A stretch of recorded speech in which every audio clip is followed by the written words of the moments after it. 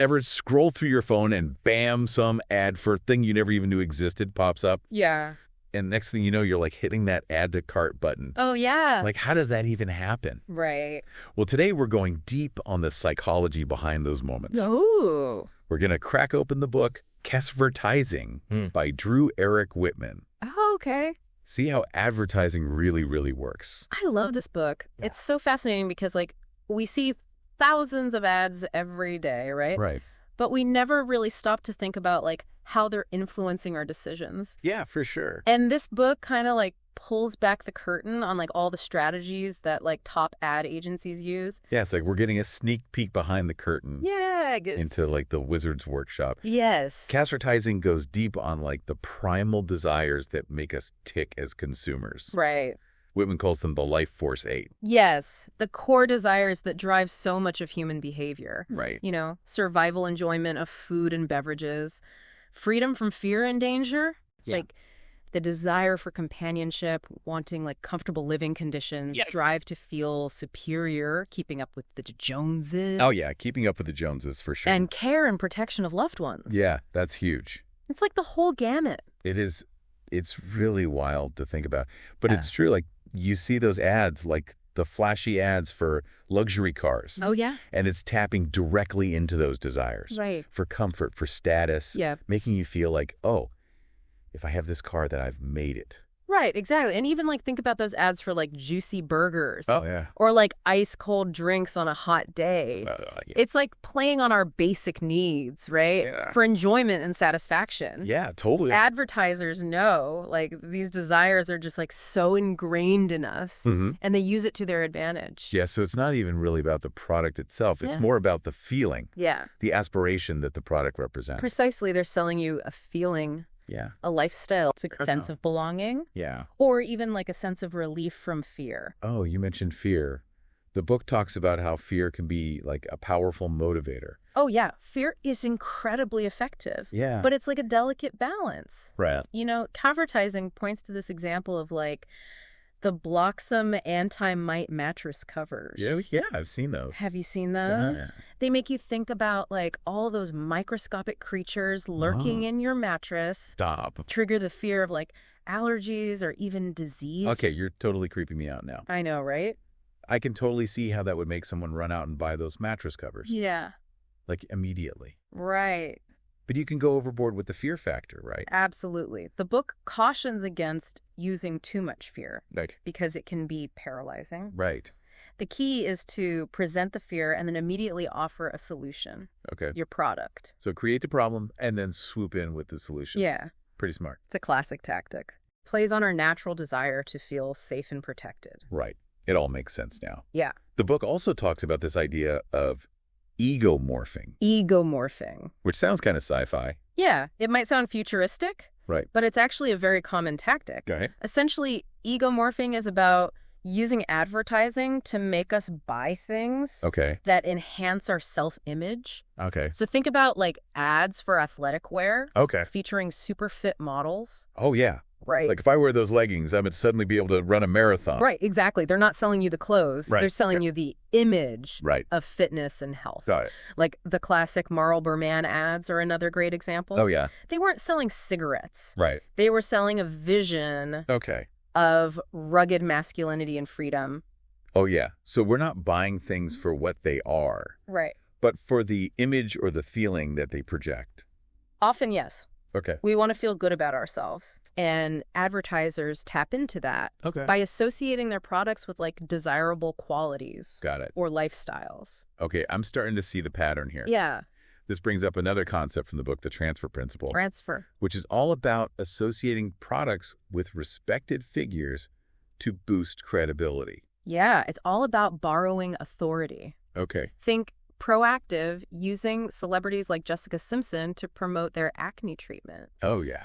Or those Quaker Oats commercials with Wilford Brimley. Oh, yeah. They wanted people to associate their product Right. with a trusted grandfatherly figure. Oh, so it's like if this celebrity Yes. or respected figure is using this, Exactly. then it must be good. Exactly. And it works Well, because let's face it, we don't always have time to research every single product we buy. Right. No, for sure. So we rely on these mental shortcuts. Okay. Like we see a familiar logo or a trusted face and we make a quick judgment. Yeah. We don't overthink it. Totally. So it's all about appealing to our desire for like simplicity and ease. Yeah. We want to make quick decisions and move on with our day. Exactly. Speaking of shortcuts, the book also talks about the bandwagon effect. Bandwagon effect.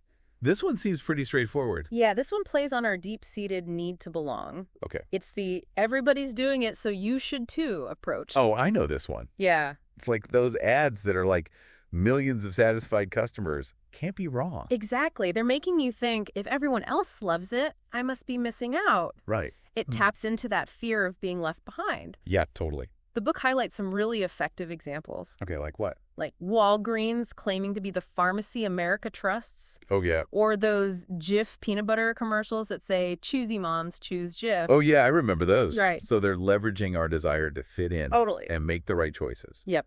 It's fascinating, but also kind of manipulative when you think about it. Yeah. It definitely raises questions about like how much influence advertising has on our decisions. For sure. For sure. We've covered fear, ego authority, and social proof. Right. It's like a whole arsenal of psychological tactics. It is. But what about the actual writing of the ad? Does that matter? The writing is crucial. Okay. Care advertising emphasizes that clear, concise writing is key. Okay, so no more confusing ads with like tons of jargon and like long, complicated sentences. No. We need simplicity. Simplicity is king, especially in today's fast-paced world. Right. The book actually recommends using a formula called the Flesh Reading Ease Score. Okay. Make sure your ad copy is easy to understand. Wow, I had no idea there was a formula for that. Yeah. But it makes sense, though. It does. Nobody wants to like decipher a complicated ad when they're scrolling through their feed. They want it to be clear. Yeah. Easy to understand. Right. Whitman emphasizes using shorter words, shorter sentences, and writing in a conversational tone. So it should sound like you're having like a chat with the reader. Precisely make it feel personal and engaging. Okay. And remember, consumers care about what a product will do for them, not its technical features. Can you give an example, like what's the difference between like features and benefits in advertising?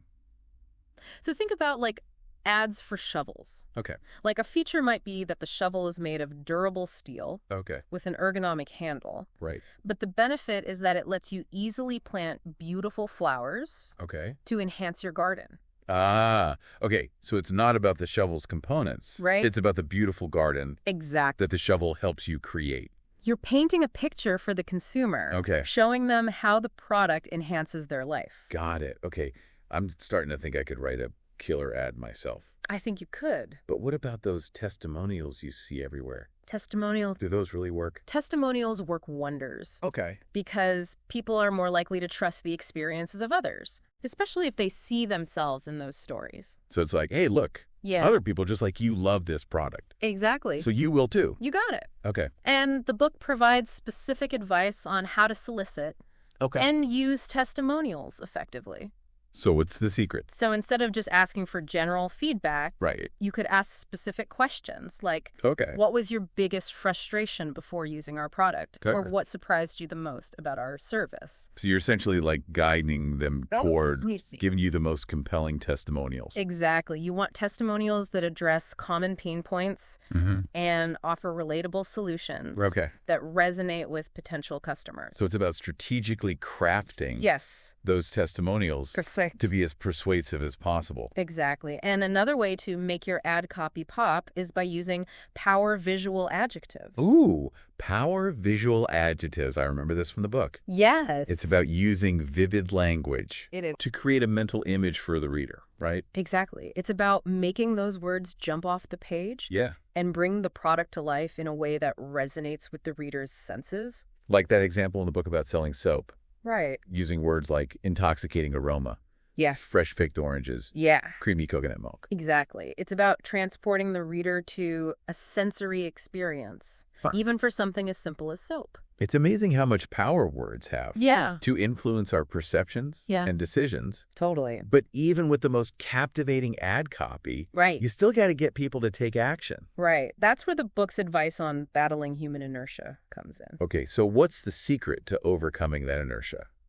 So Copywriting stresses that it's all about making the process as frictionless as possible. Okay, so like, what are some examples of how to do that? So the book recommends making the ordering process incredibly easy, Okay. offering multiple payment options and using phrases like "it's easy to." So it's about eliminating any potential roadblocks Exactly. that could prevent someone from completing the purchase. You want to make it so seamless Yeah. that they almost can't resist clicking that buy now button. That's crazy. It is. Like all the psychology goes into it? Yes. I never even realized. It's fascinating, right? Yeah, it is. That's why I love this book so much. Yeah, it's like greasing the wheels of Actually- the purchasing process. Okay. The smoother it is, the more likely people are going to buy. Right. It all makes sense. But this brings up an interesting question. Like, where's the line between persuasive marketing Yeah. and manipulation? Right. Like, we've been uncovering all these psychological tactics. Right. It's starting to feel a bit like mind control. Yeah, that's a valid concern. Yeah. And it's something that Copywriting acknowledges. Okay.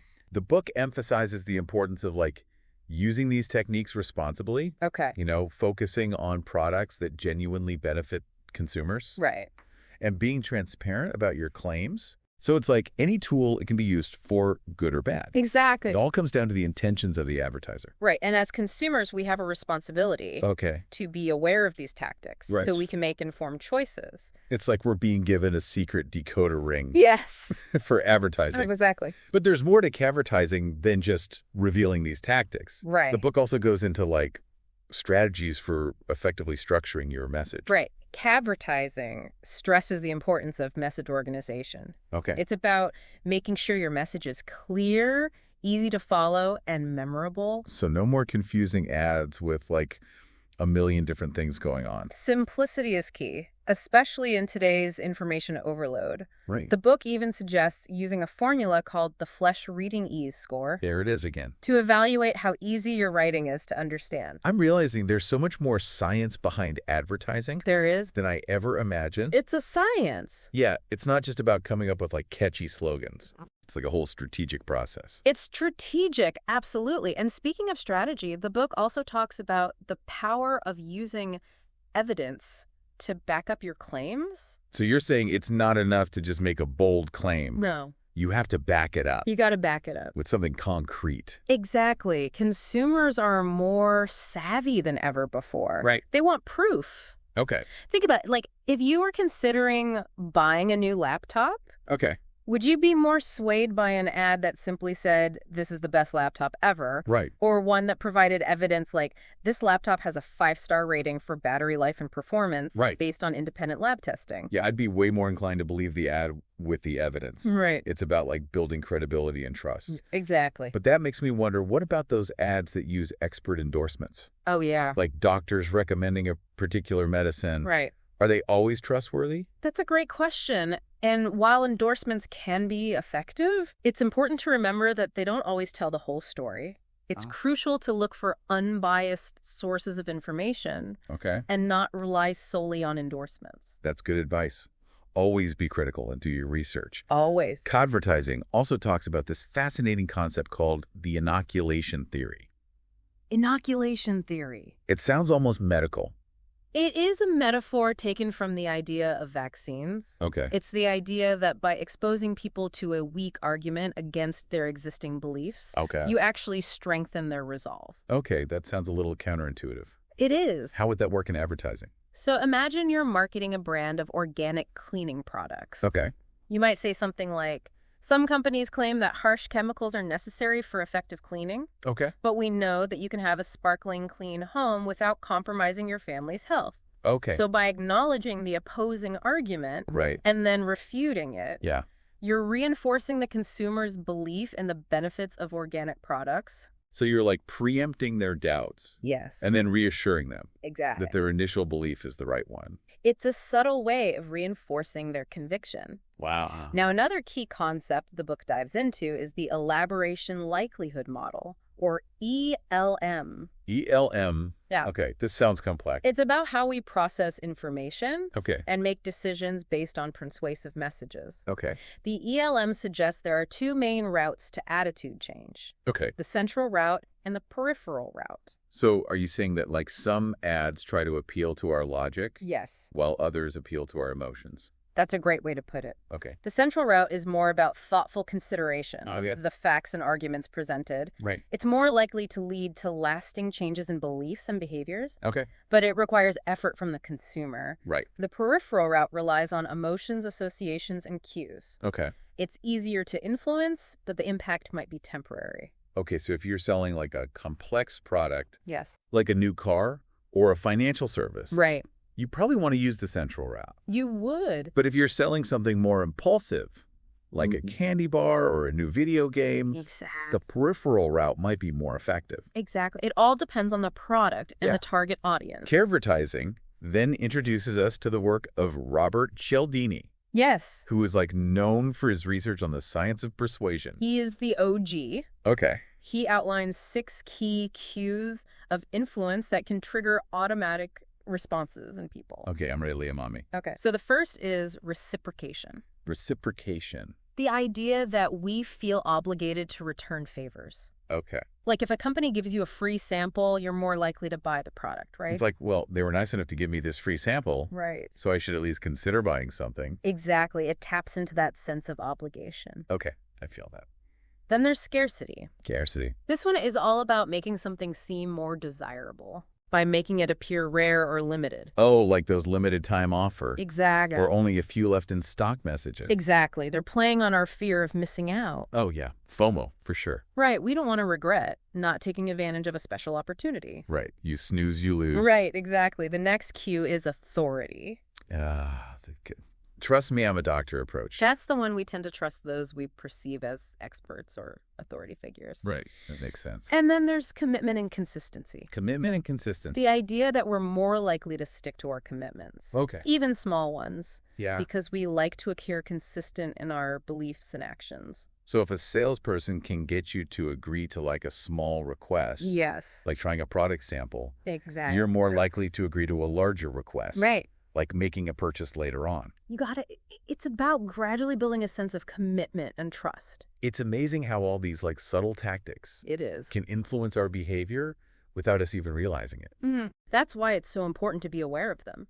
Knowledge is power. The knowledge is power. The next cue is liking. Liking. The simple idea that we're more likely to be persuaded by people we like. Oh, so this is why advertisers use like adorable puppies and babies in their commercials? Exactly. We're naturally drawn to things that are pleasant and appealing. Cute things, yeah. And finally, there's social proof. Social proof. This one is the idea that we're more likely to do things Okay. that we see other people doing. Oh, like those ads that say 9 out of 10 dentists recommend this toothpaste? Exactly. Or join millions of satisfied customers? Exactly. It's all about showing that you're part of the majority. It plays on our instinct to follow the crowd. Totally. Especially when we're unsure what to do. Yes. Wow, we've really gone deep We have. on the psychology behind advertising. It's fascinating. But now I'm starting to see these tactics everywhere. I know, right? It's like I have a new lens through which to view the world of marketing.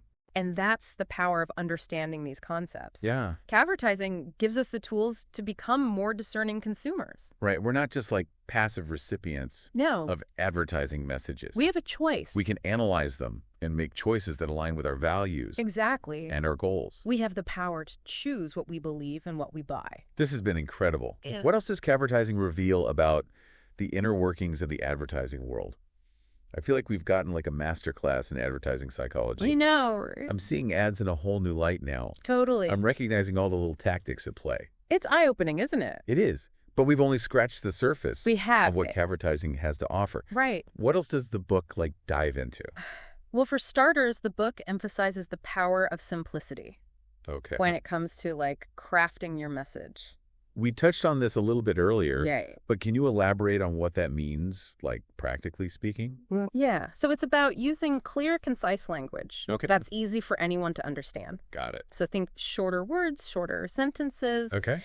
And a conversational tone that feels like natural and engaging. Okay. Cavritizing actually suggests aiming for a readability score of around 90 Wow. on the Flesch reading ease scale. Okay.